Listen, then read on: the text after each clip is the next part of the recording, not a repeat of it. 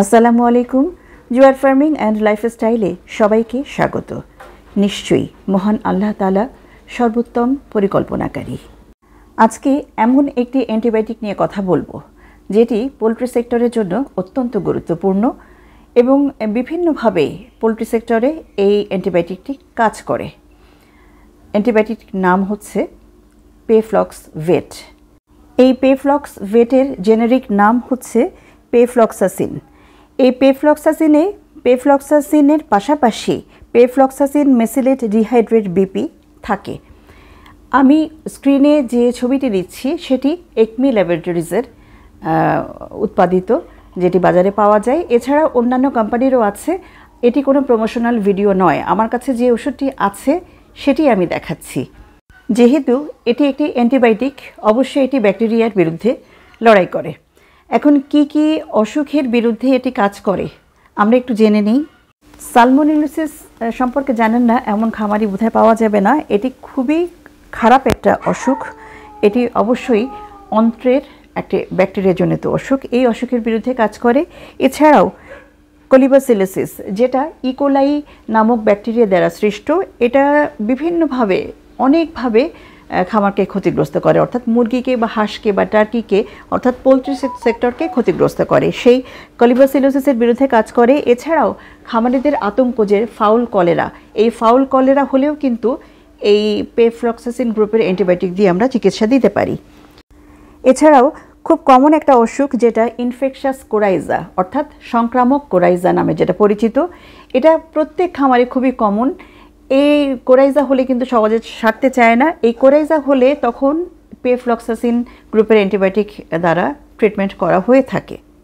এছাড়াও মাইক্রোপ্লাজমাসিস, সিআরডি, সিসিআরডি এইসব রোগের ক্ষেত্রেও কিন্তু পেফ্লক্সভেট বা পেফ্লক্সাসিন গ্রুপের অ্যান্টিবায়োটিক দিয়ে ট্রিটমেন্ট করা হয়ে থাকে। একটা সতর্কতাবাণী উল্লেখ না করলেই নয়, যেটা হচ্ছে যে আমরা যতই অ্যান্টিবায়োটিক সম্পর্কে জানি না কেন, অ্যান্টিবায়োটিক প্রয়োগের আগে চেষ্টা করবেন সবসময় আপনার আশেপাশে যে ডাক্তার আছেন, ভেটেরিনিয়ান আছেন, তার পরামর্শ নিতে। আমরা এক কথায় ধরে নিতে পারি যে যারা মুরগির খামার করছেন বা পোলট্রি সেক্টরে আছেন তাদের জন্য এই অ্যান্টিবায়োটিকটি অত্যন্ত গুরুত্বপূর্ণ। আমি এখন যে কয়টি রোগের নাম বললাম, এছাড়াও কিন্তু আরও কিছু ব্যাকটেরিয়া আছে যেগুলো বিভিন্নভাবে নানাভাবে মুরগিকে ক্ষতিগ্রস্ত করে, সেসব ব্যাকটেরিয়াকে দমন করতে সাহায্য করে। এছাড়াও ভাইরাল যে সমস্যাগুলো হয়, আমরা সবাই জানি ভাইরাসের কোনো ভ্যাকসিন ছাড়া, প্রতিরোধ ছাড়া ভাইরাসের কোনো বিকল্প নাই, কোনো অ্যান্টিবায়োটিক বা কোনো ওষুধ নাই যেটা ভাইরাস দমন করতে পারে। কিন্তু ভাইরাস হলে সেকেন্ডারি ইনফেকশন হিসাবে কিছু ব্যাকটেরিয়াল সংক্রমণ হয় সেকেন্ডারি স্টেজে এসে। তো সেই সেকেন্ডারি স্টেজে এসে যাতে ক্ষয়ক্ষতি না হয়, দেখা গেল আপনার মুরগি হয়তো বা ভাইরাস থেকে বেঁচে গেছে, কিন্তু ভাইরাস অ্যাটাকের পরে যে সমস্যাগুলো দেখা দেয় ব্যাকটেরিয়াজনিত, সেই সমস্যাগুলোকে দমন করতেও কিন্তু এই পেফ্লক্সভেট বা পেফ্লক্সাসিন গ্রুপের অ্যান্টিবায়োটিক বেশ ভালো কাজ করে আলহামদুলিল্লাহ। এই অ্যান্টিবায়োটিকটি প্রয়োগ করলে কী কী পার্শ্ব প্রতিক্রিয়া হতে পারে বা সাইড এফেক্ট হতে পারে সে সম্পর্কে একটু জেনে নেওয়া যাক। আসলে এই পেফ্লক্সাসিন গ্রুপের অ্যান্টিবায়োটিকটি প্রয়োগ করলে খুব বেশি যে পার্শ্ব প্রতিক্রিয়া দেখা দেয় তা কিন্তু নয়, তবে উৎপাদন কমে যায়। অর্থাৎ আপনি যখন খামারে দেবেন এই অ্যান্টিবায়োটিকটি, অর্থাৎ আপনার পোলট্রি সেক্টরে আপনার মুরগিকে বলেন, হাঁসকে বলেন খাওয়াবেন, তখন দেখবেন ডিমের প্রোডাকশান একটু কমে গেছে। শুধুমাত্র প্রয়োগের সময় না, প্রয়োগের পরে অন্ততপক্ষে দিন 15 দেখবেন প্রোডাকশান একটু কম আছে। এটা ঘাবড়ানোর কিছু নাই, পরে আবার ঠিক হয়ে যাবে সব। আগে তো অসুখ ঠিক করতে হবে, তাই না? এমনিতেই যে কোনো অ্যান্টিবায়োটিক আপনি যখন মুরগিকে খাওয়াবেন তখন মুরগি কিন্তু একটু দুর্বল হয়ে যায়, কারণ অ্যান্টিবায়োটিক কী করে, ভালো মানে খারাপ ব্যাকটেরিয়ার পাশাপাশি ভালো ব্যাকটেরিয়াগুলোকেও কিন্তু মেরে ফেলে। তাই ভয় পাওয়ার কোনো কারণ নাই, কারণ মানে অ্যান্টিবায়োটিক প্রয়োগের পরে আমরা তো সাপ্লিমেন্ট দিব, তখন কিন্তু ওই সমস্যাগুলো রিকভারি হয়ে যাবে ইনশাল্লাহ। এবার আসি যে এই অ্যান্টিবায়োটিকটি কিভাবে আমরা খামারে প্রয়োগ করব। আমি কিন্তু আগে বহুবার বলেছি, যখন অ্যান্টিবায়োটিক আমরা দেব, অ্যান্টিবায়োটিক মেশানোর পানির ভেতরে আমরা খনিজ উপাদান সমৃদ্ধ কোনো ওষুধ দেব না। যেমন জিঙ্ক হতে পারে, সেটা ক্যালসিয়াম হতে পারে, আয়রন হতে পারে, এইগুলো দেওয়া থেকে আমরা বিরত থাকব। এই পেফ্লক্সভেট বা পেফ্লক্সাসিন গ্রুপের অ্যান্টিবায়োটিকের ক্ষেত্রেও কিন্তু একই ফর্মুলা চলবে। এ কারণেই আপনি যখন অ্যান্টিবায়োটিক প্রয়োগ করবেন তখন আপনি অ্যান্টিবায়োটিক মেশানো পানির ভেতরে কি কি ওষুধ দিচ্ছেন সেটা ভালো করে পড়ে নেবেন। অনেক সময় দেখা যায় যে আমরা একটা ভিটামিন দিচ্ছি, আমি মনে করছি এটা তো ভিটামিন A, D3 এরকম হতে পারে, কিন্তু ওর ভেতরে কোনো ম্যাঙ্গানিজ বা অ্যালুমিনিয়াম জাতীয় কোনো উপাদান আছে কি না সেটা কিন্তু আমাদের দেখতে হবে। অনেক সময় দেখা যায় যে খুব লুকায়িতভাবে অল্প পরিসরে আয়রন থাকে অন্যান্য ভিটামিনের সাথে, সেগুলো আছে কি না এই ইন্ডিকেশনসগুলো পড়ে নেবেন। আমি প্রত্যেক খামারিকে বলছি দয়া করে অবশ্যই প্যাকেটে লেখা যে দিক নির্দেশনাগুলো আছে সেগুলো দেখবেন, এবং যখন ওষুধ প্রয়োগ করবেন ওষুধ প্রয়োগের সময় আমরা যে শুধু ভিটামিন সি খাওয়াচ্ছি এরকম ভেবে ভিটামিন সি প্রয়োগ করবেন না।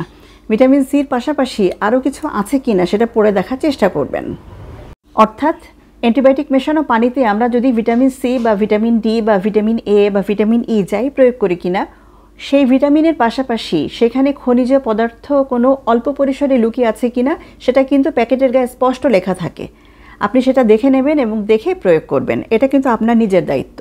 কত মাত্রায় আমরা খাওয়াবো অর্থাৎ ডোজ কি হবে সেটা বলার আগে একটা খুব গুরুত্বপূর্ণ কথা বলি। সবসময়ের জন্য অ্যান্টিবায়োটিক প্রয়োগের আগে চেষ্টা করবেন কোনো ডাক্তারের পরামর্শ নিতে। এ কারণেই আপনি যখন খামার করবেন আপনার আশেপাশে ডাক্তারের সাথে আগে সম্পর্ক গড়ে তোলেন, তারপর আপনি খামার করেন, এটা খুবই গুরুত্বপূর্ণ। আমি এই ভিডিওগুলো দিচ্ছি আসলে কেন আমি একটু বলি খুলে, অনেকে অনেক নেগেটিভ মন্তব্য করেন, কিন্তু আমার উদ্দেশ্য হচ্ছে যে খামারিরা জানুক কোন ওষুধ কিভাবে কাজ করে, কোন কোন রোগের জন্য কাজ করে এবং পার্শ্ব প্রতিক্রিয়া আছে কি না সেটা জেনে উনি দেবেন, এবং কি কি ওষুধ এই ওষুধের সাথে অ্যান্টিবায়োটিকের সাথে মেশালে অ্যান্টিবায়োটিকটি বিরূপ প্রতিক্রিয়া দেখাতে পারে বা ভালো কাজ না করতে পারে। এক হচ্ছে ভালো কাজ করবে না, সেটা একরকম গেল, কিন্তু আরেকটা হচ্ছে যে খারাপভাবেতে কাজ করবে, তো সেটা নিশ্চয়ই আমরা কেউ চাইবো না। এই উদ্দেশ্যেই কিন্তু এত কথা বলা। এবার চলে আসি সরাসরি ডোজ প্রসঙ্গে, অর্থাৎ কি মাত্রায় আমরা এই অ্যান্টিবায়োটিকটি আমাদের খামারে প্রয়োগ করব। এটাকে আমরা দুই ভাগে ভাগ করে নিই। একটা হচ্ছে প্রিভেনশন, অর্থাৎ মানে রোগ আসেনি কিন্তু রোগটাকে ঠেকাবো কিভাবে, কি করলে রোগটা ঠেকানো যাবে সেইটা, অর্থাৎ প্রতিরোধ ব্যবস্থা কি হবে। প্রতিরোধ ব্যবস্থা হিসাবে যদি কোনো খামারি প্রতি মাসেই এই পেফ্লক্সাসিন ভেটটি প্রয়োগ করেন, মানে পেফ্লক্সাসিন গ্রুপের অ্যান্টিবায়োটিকটি প্রয়োগ করেন, সেক্ষেত্রে 1 গ্রাম ওষুধ 2 থেকে 4 লিটার পানিতে দেবেন। এবার আপনারা বলতে পারেন 2 লিটারে দেবো কেন বা 4 লিটারে দেবো কেন, কনফিউশন কিন্তু রয়ে যাচ্ছে। এবং এই কনফিউশন দূর করার, অর্থাৎ আপনার যে দ্বিধা দ্বন্দ্বে কাজ করছে যে কেন 2 লিটার বলছেন আবার কেন 4 লিটার বলছেন একই সাথে, এই কনফিউশন দূর করবেন কিন্তু ডক্টর। আসলে আপনার মুরগির বয়স দেখবেন, ছোট মুরগির ক্ষেত্রে যদি আপনার ছোট মুরগি হয়, বাচ্চা মুরগি হয়, সেই ক্ষেত্রে আপনি 4 লিটার পানিতে 1 গ্রাম মেশান। আর আপনার মুরগি যদি অ্যাডাল্ট হয় আপনি চাইলে সেখানে 2 লিটার পানিতে 1 গ্রাম পাউডার মেশান, অর্থাৎ পেফ্লক্সাসিন গ্রুপের অ্যান্টিবায়োটিকের পাউডার যেটা সেটা আপনি মেশাবেন। এই অ্যান্টিবায়োটিকটি দিনে 2 বার দেবেন এবং একটানা 5 দিন দেবেন।